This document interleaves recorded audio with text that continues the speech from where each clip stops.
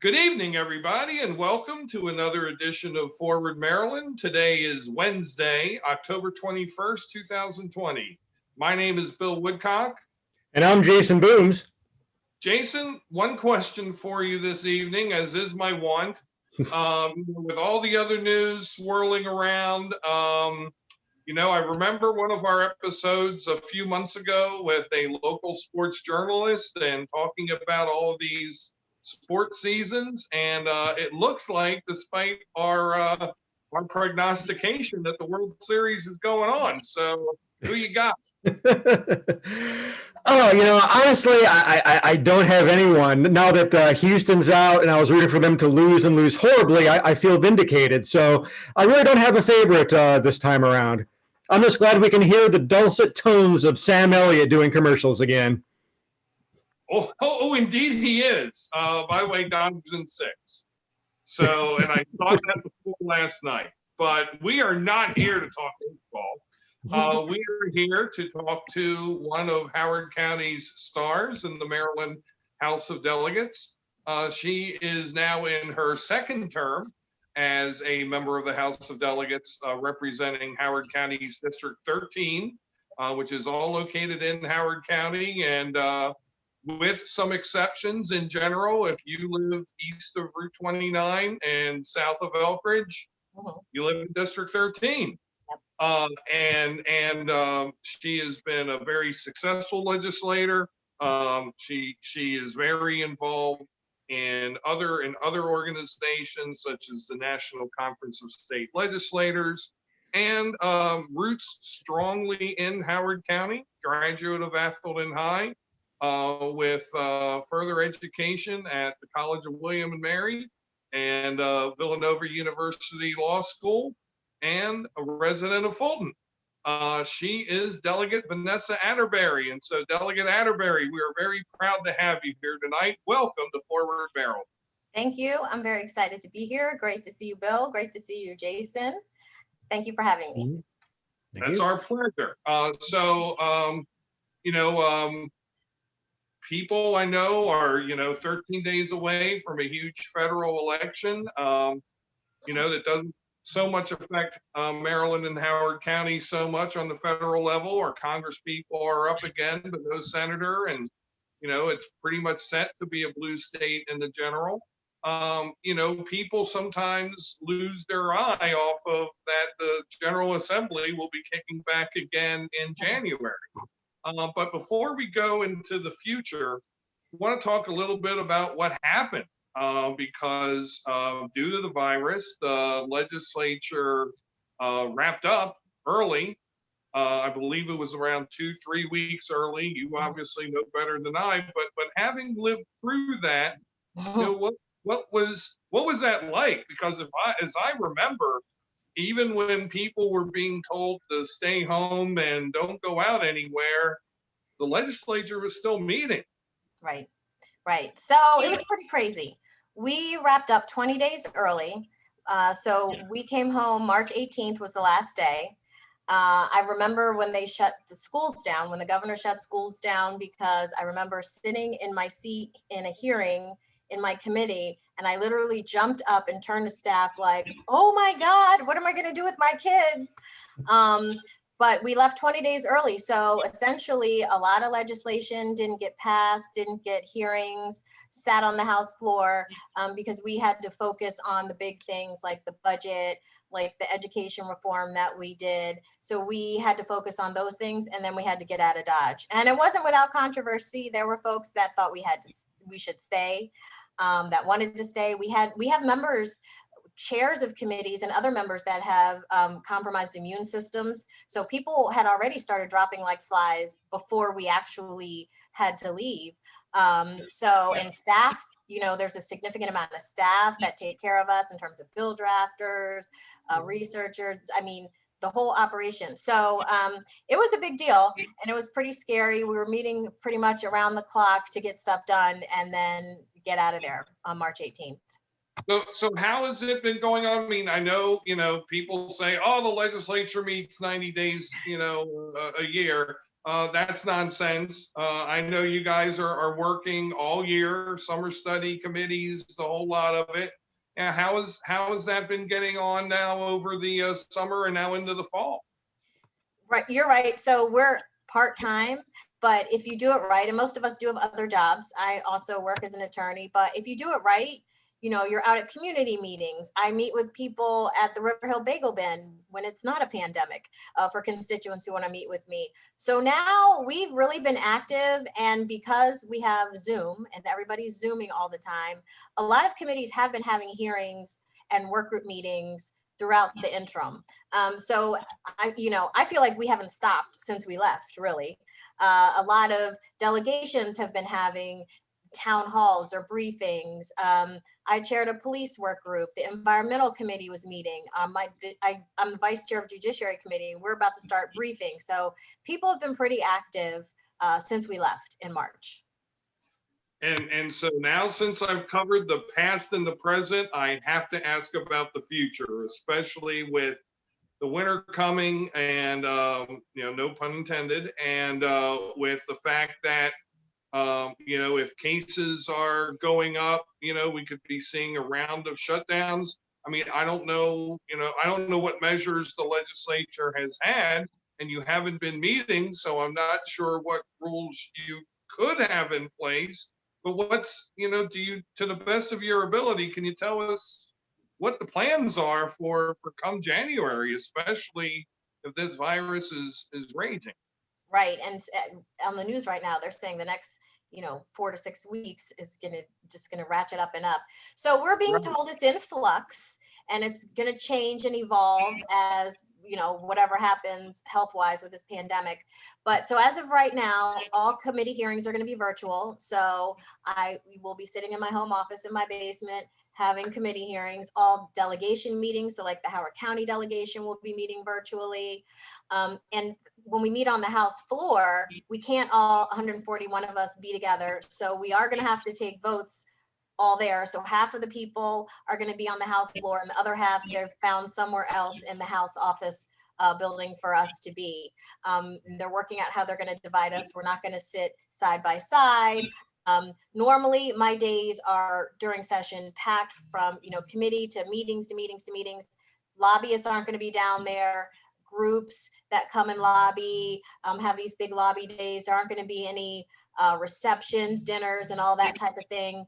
We can have meetings with different activists and lobbyists, but they're going to be by appointment only, and if necessary.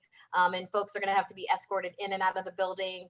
They told us they really don't want our staff there. Staff should be working virtually for the most part, unless, they have to be there. So it's going to be different. It's going to have a different feel. It's going to have a different vibe.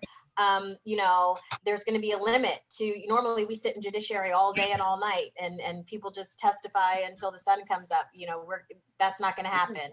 And not all bills are going to have a hearing. And, like you said, we don't know what's going to happen. We might have to adjourn early again.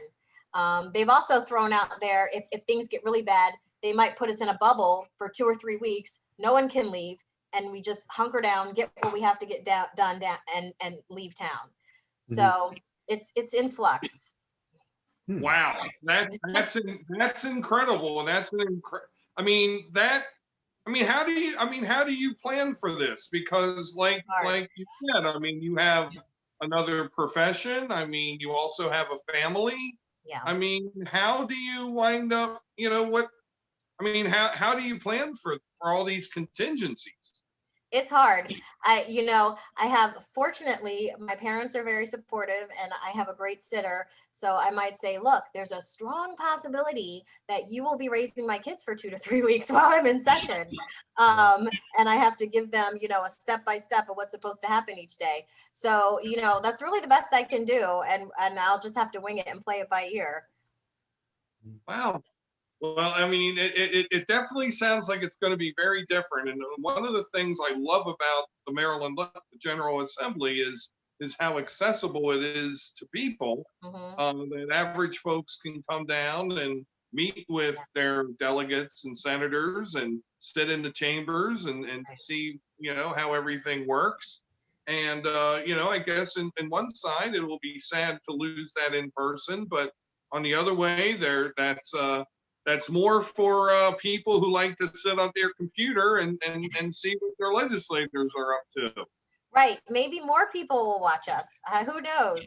And then hopefully for the 2022 session, we'll be back to normal and business as usual. But it'll definitely for 2021 have a different feel, a different look to it. And, we'll see. Hopefully we'll just get through it. Well, I know you've done a lot of great things, and now you're 6 years in Annapolis, and I know I definitely have questions about some of the things you've been doing and that are going forward. But Jason, I can tell that you are brimming as you often do. I'm always brimming, Bill. But regarding this, just ready to go. Delegate, I do have a question that seems rather timely. Right now in Howard County, we're engaged in some, what I would describe as hotly contested Board of Education races. And I think it might be fair to say you led the charge legislatively to align the Board of Education districts with the council districts. How do you think it's going so far? So I think I have stayed out of this year's Board of Ed election. I think, actually in the past, I've stayed out of the election. I led the charge in lining up, and I did this, I should say, as a parent, is how the idea came to me, with kids in schools. And it took a couple years to get that done, but lining up the school board districts with the council districts. And the theory was that you would have people running for school board who are closer to those schools, who are tied to those schools, and who know what's going on in those schools, and who might be involved in the PTA or had kids in their schools, or you're in the market and you see them and you know what's going on, and there's a connection there. So that was the impetus for that. We've come to a place in this county. It's to say it's highly contested is putting it mildly. I don't think that is going to do it justice. And I think that all began when the redistricting started, however long ago that was. I think it just all ratcheted up, and the tension ratcheted up. So, we'll see how it shakes out come election time. I will say that and this is interesting, considering there's a pandemic, people, I don't know if they're going to be working the polls or who's going to be out there. But in the past, when I've been working the polls, judges and school board, you get the most questions about. People will come up to you and literally hand you their ballot and say, who should I vote for? I don't know these people. And so if you don't have people out there working the polls, I don't know how that's going to go. And then most people have not most people, but a significant amount of people have voted already. And done their mail-in ballot or are planning to. So that is an interesting aspect of it. I get text from friends and folks that I know and organizations that I'm involved in asking about judges and school board. I got text today, So that is going to be it's going to be an interesting race. And in full disclosure, I was a big supporter of the proposal. I still am. I know there's been some criticism from certain circles about it, but it's like, Jesus, give it an opportunity to play out after a few cycles. We have one cycle. I think people might be responding to specific candidates as opposed to a structural change. But I think it has created a good dynamic for, again, getting not only the local control, but also more of a sense of, who their Board of Education people are as opposed to the county-wide process. So definitely looking forward to see how it plays out in the next few cycles. I mean, I hope it plays out well. And also just, the financial aspect of running is just, I don't like raising money and running in my district. And so to have to raise money to run through the entire county, that's a daunting task. That's a lot of money. And Board of Ed, that it's hard to raise money for a Board of Ed candidate. So I think that was also another impetus of it. Like, look, these people are basically volunteering to help us with our school system. So let's not make them have to run countywide, and hopefully that will encourage more people to run for that office. Hopefully. I do want to shift the focus a little bit from education to criminal justice. If you could talk a little bit about what's going on in Annapolis regarding the Law Enforcement Officers Bill of Rights. Again, another hot topic, given what's going on in the world. And I'm just curious to get your perspective on it. So I have, I am on social media, and I have at times I try to stay off of it just because I don't want to get disillusioned when I see some things. But I always click on when I see it, it's whatever, however many days have passed and there hasn't been any justice for Breonna Taylor. So we have a lot going on in the General Assembly as it relates to criminal justice. On May 30th, our Speaker of the House, Speaker Adrienne Jones, announced a police reform and accountability work group, which I have the honor of chairing. She appointed me as chair, and we started meeting on June 23rd. And I remember, Bill, because this is the day before my birthday and your daughter's birthday. And we just ended last week. We met for 30 plus hours. We had a virtual public hearing. Within the first 20 minutes of the sign up, there were 100 people signed up to testify on the public hearing. That lasted about 6 hours. I'm sure if we could have been in person, it would have been significantly longer. But we made some very strong and transformative recommendations that I think are going to move Maryland forward. And they are recommendations at this point, and they are going to be turned into legislation for the 2021 session. And so we'll see how that shakes out with what we do and what the Senate does.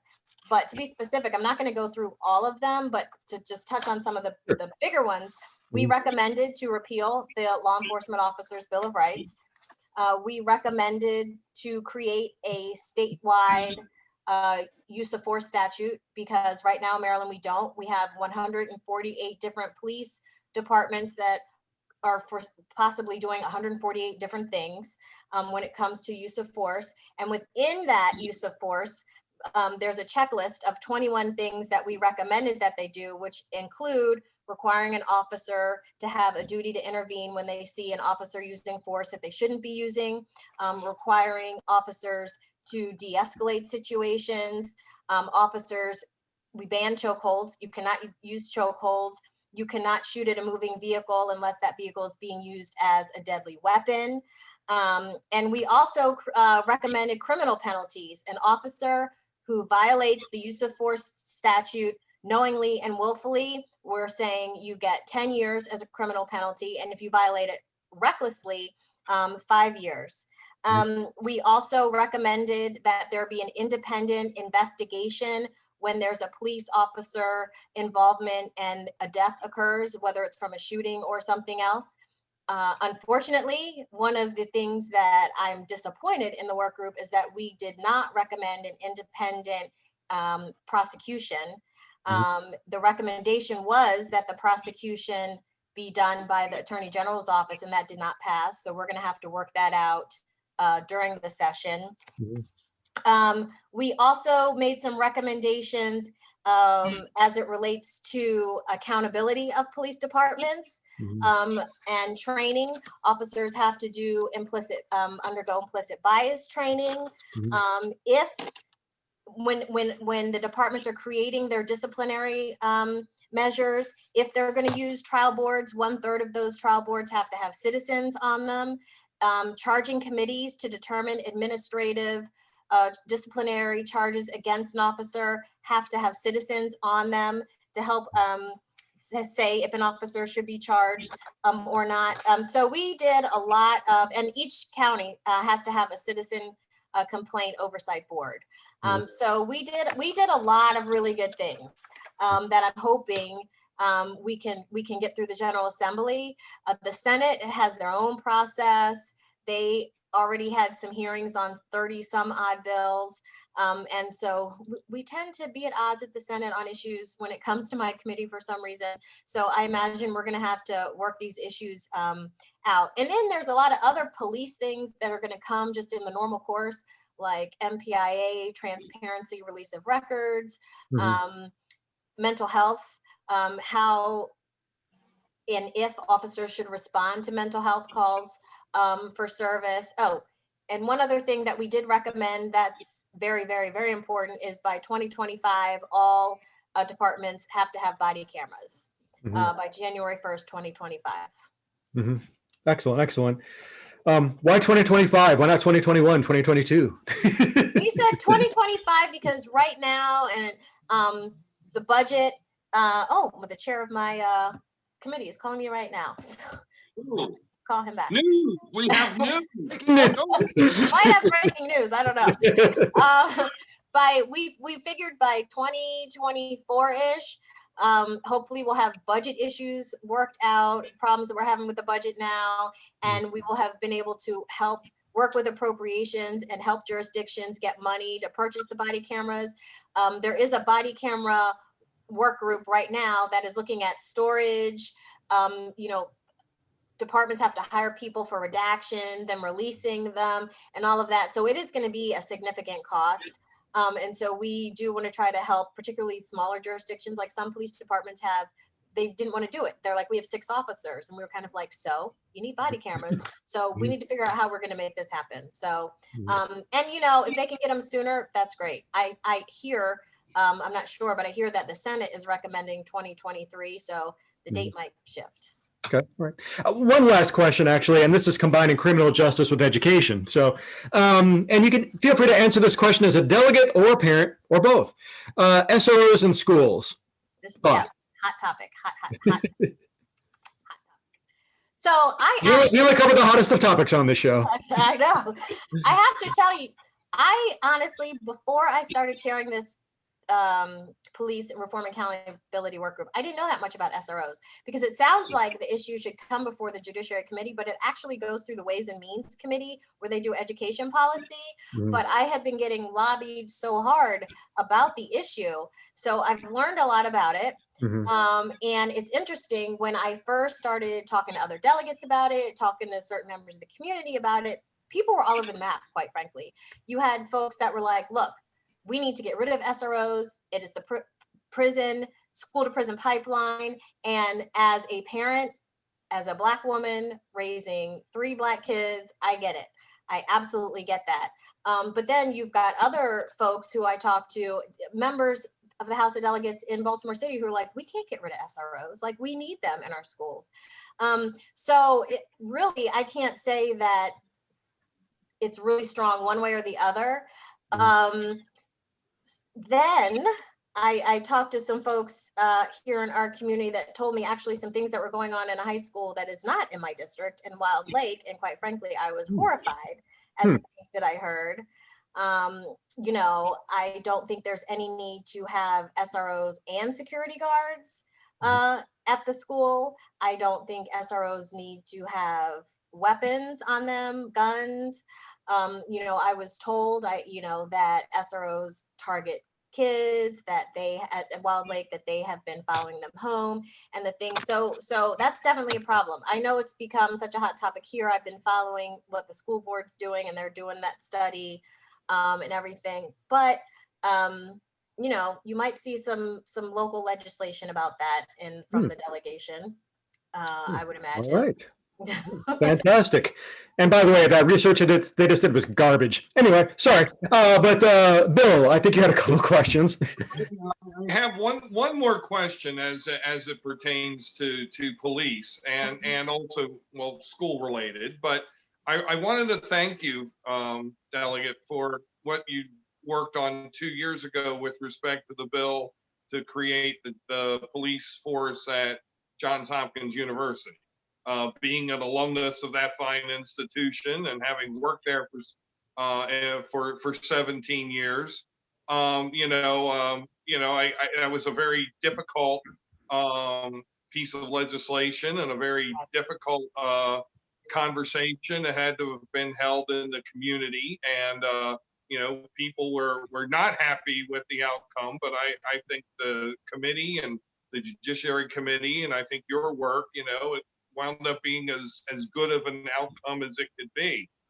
And I guess now, as somebody who as part of the community was very interested in seeing that legislation happen, I mean, I have to admit, I'm having second thoughts after what I've seen now the last 2 years.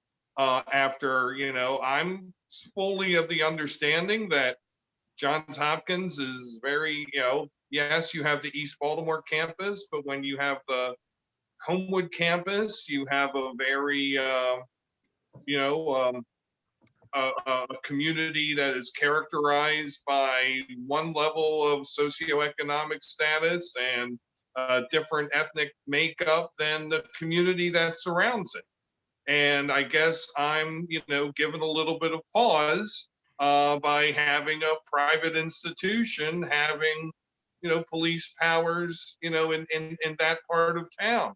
And I know that the university has put the plans to have the police force on pause. Right. And I'm sure that they're having some of these internal conversations.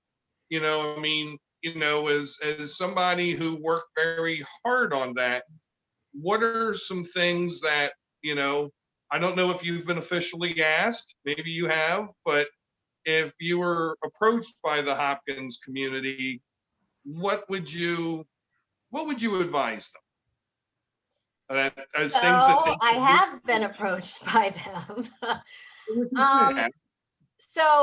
You're right. That was a difficult conversation to have. And that was a difficult piece of legislation. And Hopkins chose to put the plans to move forward with that on pause. It's my understanding, I think 2 years. I was just recently informed that there is legislation, and I don't know if they're moving forward with this or not, to reverse that decision that we did. So somebody's, putting that forward. It's interesting. And Hopkins, I think, had a responsibility to maintain its communication with the community. And I don't know that they've done a good job with that. And I say it's interesting because when you take a look at, where was it? Minneapolis or Minnesota. And the county council did that. I'm kind of switching gears, but not really. Stay with me here. They all committed to defunding the police, and they signed this pledge saying they were going to defund the police. And the advocates thought they literally were going to defund the police, like not. But then the council was like, no, that's not what we meant. But I just read an interesting article. The community didn't want them to defund the police. They hadn't gone to the community and talked to the community. The community wanted police. They wanted their communities to be policed. They just want them to be policed in the proper way and fairly, and not be targeted because they were Black.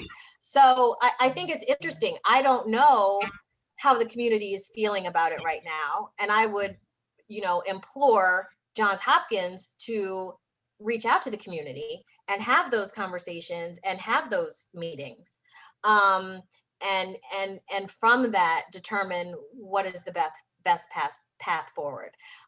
What I recall from those hearings is that a lot of the students were opposed to the privatization of the police, which I want to say that it's a private institution, but all other Maryland schools have police. Like College Park, Morgan, like everybody has a police, right? And they were going to have like an MOU with the Baltimore City and work that way. But the communities, all the neighborhoods around Hopkins were not necessarily opposed. So I think they need to have that conversation with the communities. See how the communities feel about it. I mean, and as a parent, you want your child to go to school and be safe. You don't want your kids, you don't want to go to sleep at night worrying if your kid is going to get caught up in a crime situation. But you also don't want to worry that your kid is going to be Black walking across campus being stopped. Like, what are you doing here when they're a student? So it's like a double-edged sword. So I don't have like a direct answer for you, if that makes sense. I think Hopkins as an institution needs to reach out to the community and see how the community feels, see what the community wants. I will say this, the Baltimore City Police Department, obviously whatever reforms that we do legislatively is going to have to comply with those reforms. They have just trained individuals, and they're the only folks in the entire state to have citizens on their review board, and they are moving forward with these types of changes. So, I'm not sure how it's going to pan out and if that legislation is actually going to move forward, but I am told that it's being drafted and it will be filed. Yeah, I was simply surprised as an alumnus and also as a staff member, now former staff member of the university, and having spent most of that time at the East Baltimore campus, the medical school, the hospital, where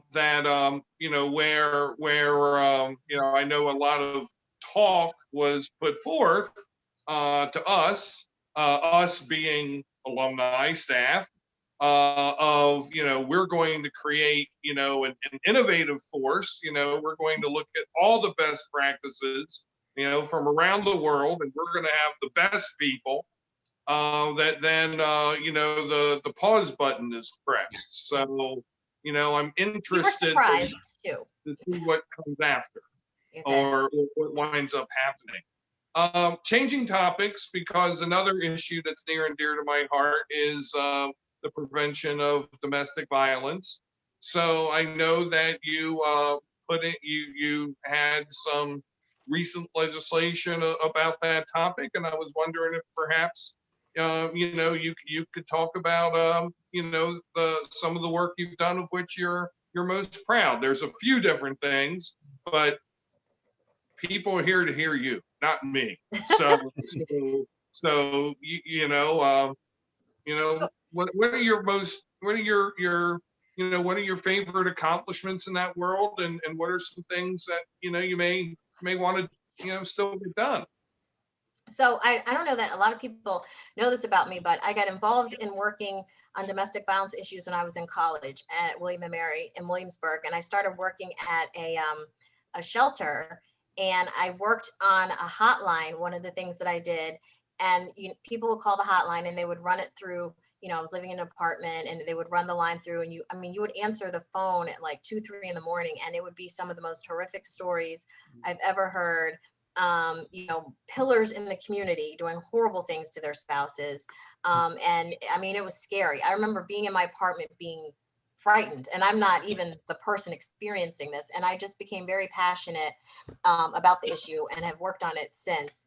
I last year was very proud after a couple of years to have passed background checks for rifles and shotguns. And rifles and shotguns are used in intimate partner violence a lot in terms of murders, particularly on the shore and a lot of rural communities. And it passed. The governor vetoed that bill. We would have been a state where all guns would have required background checks. Right now, just if you get your handgun, you have to get a background check. So I could meet Jason in the parking lot at the mall, and he could sell me a rifle out of his trunk, and I won't have to have a background check, and I could be a convicted abuser, which Right. as a convicted abuser, I'm legally not supposed to have a gun. And so this is a way that people who are prohibited from having guns can get them. They can get around the background check because they don't need one. So that was vetoed. And, during this pandemic, when people are isolated, people are suffering from mental illnesses, thoughts of suicide. People are even more isolated in these domestic violence situations and relationships. It's a horrible, horrible time for the governor to have vetoed that bill. When the pandemic began, actually, sales of ammunition and rifles and shotguns skyrocketed. And actually, the background check mechanism, there was like a glitch in it, and there was, a lot of people at one period of time who didn't even get a background check. They got the guns, and this is just handguns, and they had to go back and try to find all these people and actually run background checks. You can't even. I'm told there's a run on 9mm ammunition now because people are just stockpiling weapons. So I think it's vital for the mental health community, for those working on domestic violence issues, that we override the governor's veto on that. So hopefully we'll do that when we get back into session. Also, I've had passed a bill, not this past session, but the session before, that took a couple years to pass too, that required individuals who are convicted of domestic violence to actually prove, and some of this sounds silly, it's like we didn't do that, but to actually prove that they've turned in their weapons, because we know that a lot of times they actually don't, and then they end up killing their intimate partner. So, unfortunately, there was a lot of pushback from the court system, from the police, because nobody wanted to do this. We have to create another form. It's going to cost $1 million, but we worked our way through that, and we were able to pass that bill. So I was very proud of that. And then last year I was able to pass a couple other domestic violence bills that were more clarifying and technical bills. So each year I have a couple bills related to domestic violence.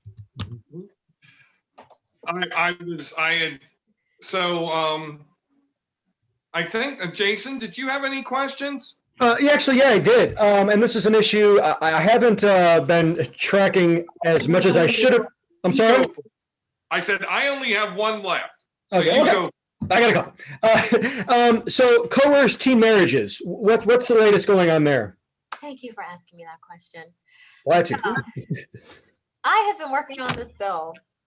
This will be year 6. Mm-hmm.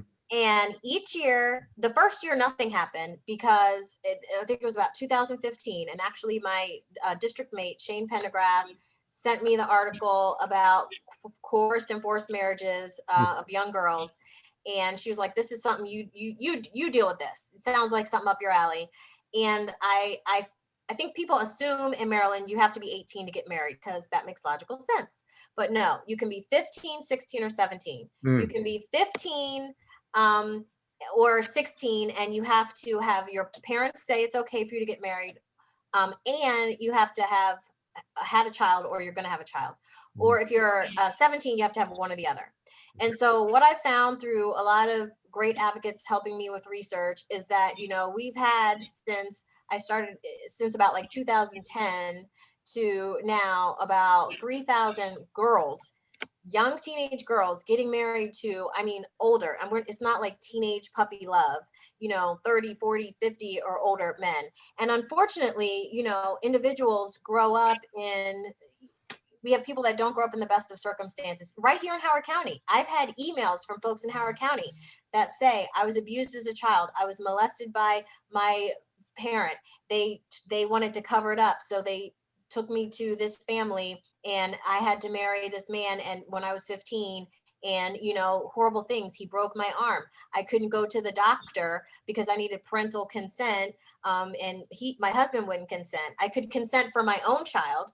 She told me the story in her email where she had had a child with him, and she could give consent for doctor's care, but no one would give consent to her. So I had another young lady tell me how her mother, when she was 13, just started selling her off to different men for money, drugs, and other things, and then eventually ended her selling her up. So it's a problem. It just absolutely breaks my heart.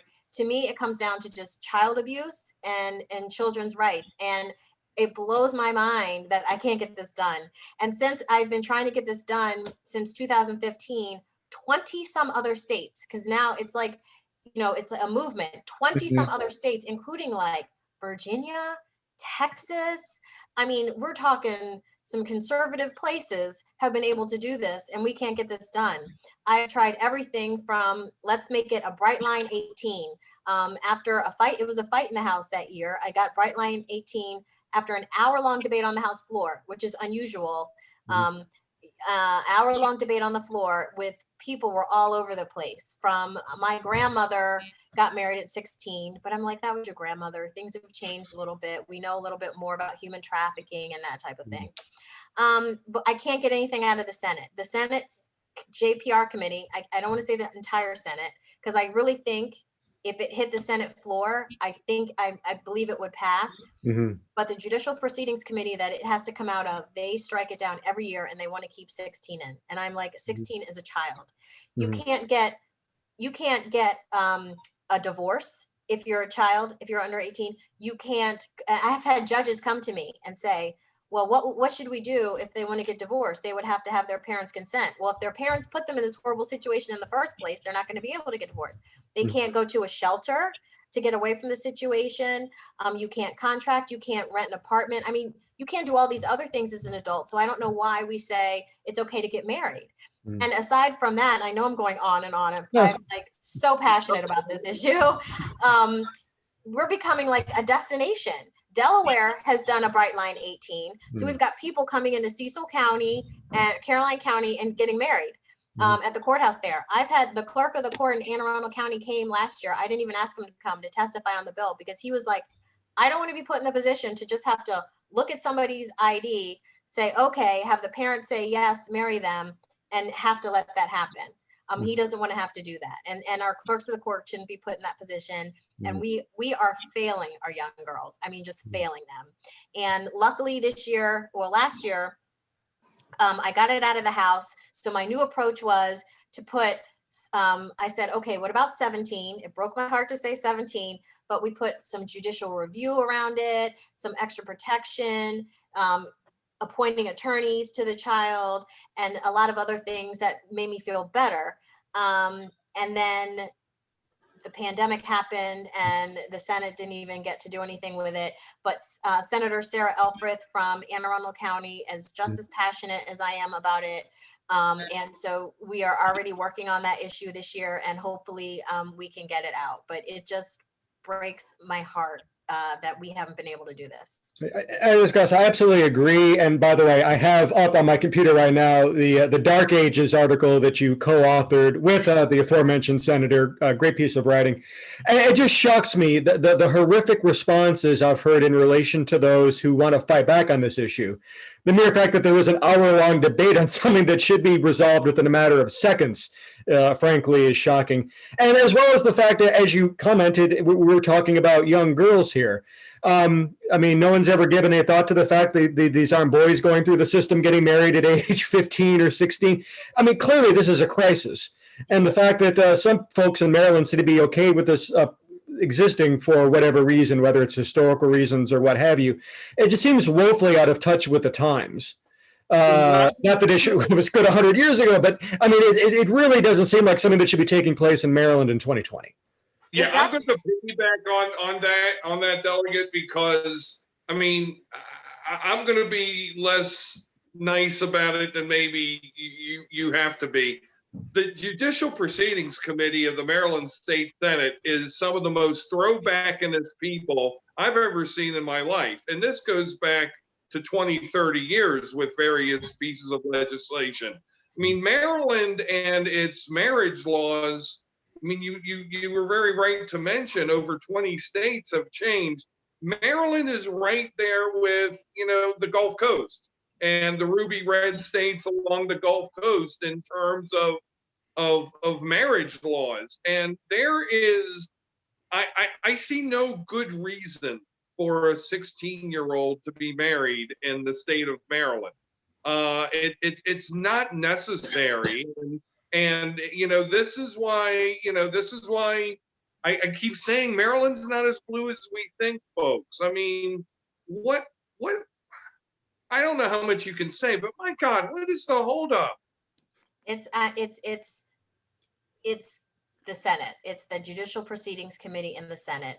They will not pass the bill.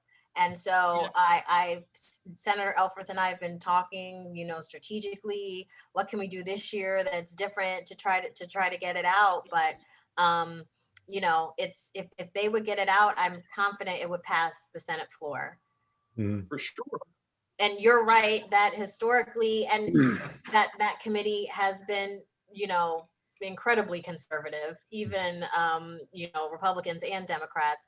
They've got a couple new people on there last year, but last year we got out early. So, we couldn't really see how it was going to play out. So we'll see, I guess, this session, maybe if we're there a whole session. Sorry, Jason, I just needed to throw my 2 cents in on top of yours. Oh, no, go right ahead. Well, I do have one very broad question I want to ask, and I know time is running out a little bit. But since you've been in Annapolis for a few years representing Howard County, What's been your greatest disconnect between your expectations and the reality of serving in Annapolis? My greatest disconnect.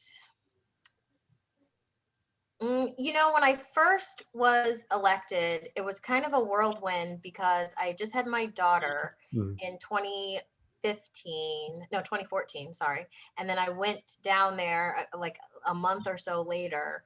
mhm, And so it was all kind of a blur. And I don't know if I had an expectation about how it was going to go, but I do remember thinking at the time there was a thought that if you're in the same party, then everybody thought alike and mm, everybody um, should vote the same way on an issue or have the same exact feelings on the issue. mhm, And I do remember having conversations with some of my colleagues that first year, like, look, I'm not from the county where you're from. mhm, I have a different background than you.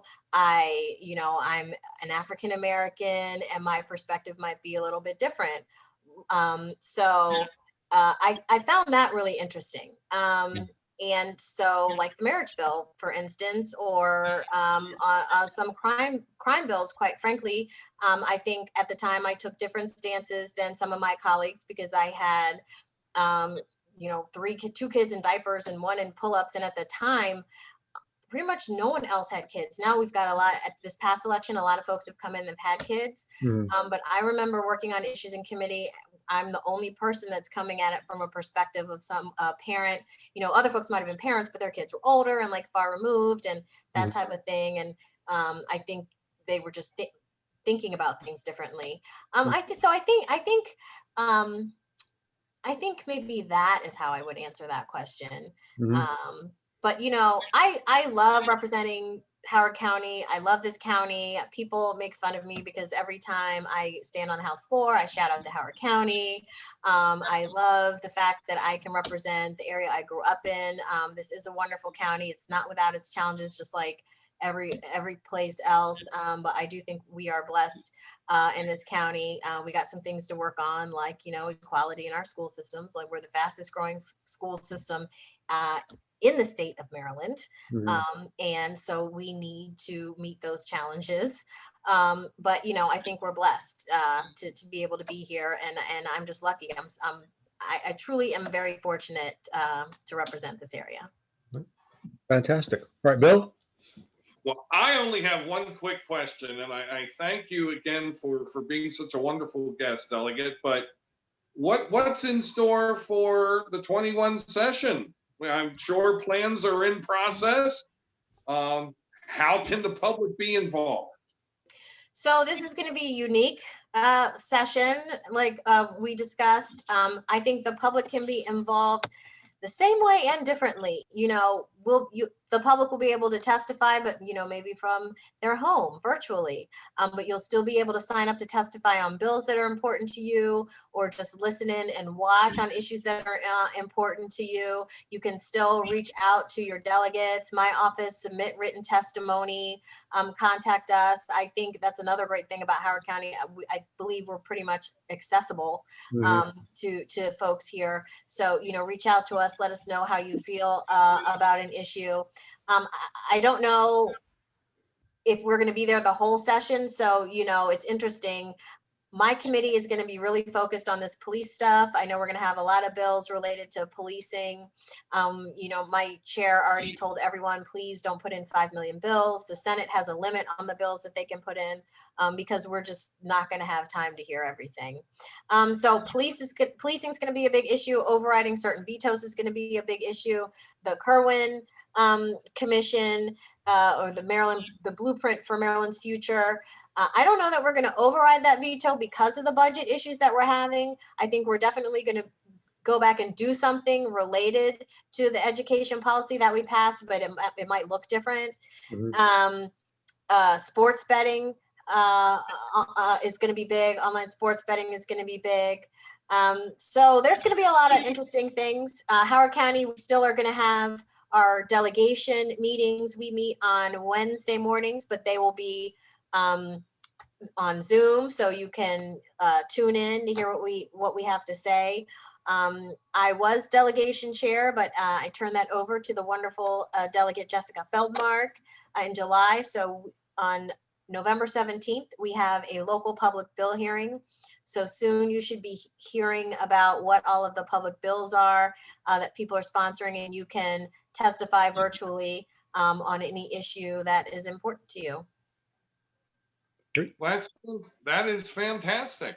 So I think we're right up against time. So Delegate, I really want to thank you for being such a wonderful guest and handling our softballs and various questions of import. Well, thank you for having me. And you guys have been doing commentary and blogs and on social media for a long time, and I appreciate it. I don't always comment, but I read everything, and believe me, my mother reads everything, and she'll say, have you read what Jason said? Have you read what Bill's done? So she's definitely on top of it. So I appreciate it. First, Mama Atterbeary. She's on top of it. Nice. Awesome. Well, do come back. We'd love to talk with you again. Thank you. Anything in closing? Me, Jason. I got nothing. No, I'm good. Just gonna have my burners and relax. Oh, burners. Yummy. Medicinal. Besides booms and Superman ice cream. So our upcoming episode on Saturday, we will feature local Howard County man about town Steve Hunt to join us for an exciting three-way repartee.